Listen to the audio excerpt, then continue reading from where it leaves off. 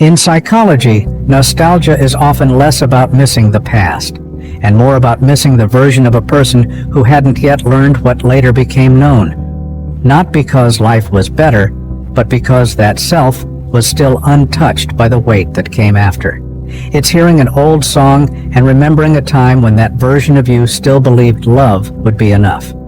It's seeing a photo and wondering how you looked so light when you hadn't even started to understand what you'd one day endure.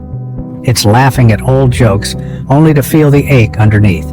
It's not just remembering, it's remembering who you were and what you didn't yet know.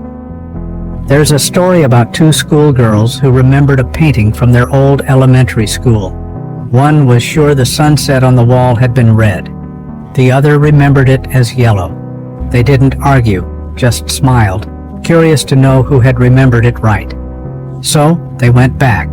The painting was still there. But it had never been red. It had never been yellow. It was black and white from the very beginning. But somehow, both of them remembered color. Because memories aren't stored like photographs. They're shaped by feeling, by who we were at the time, by what we needed things to be. We don't miss the painting. We miss who we were standing in front of it, the wonder, the simplicity, the way the world still felt vivid, even when it wasn't.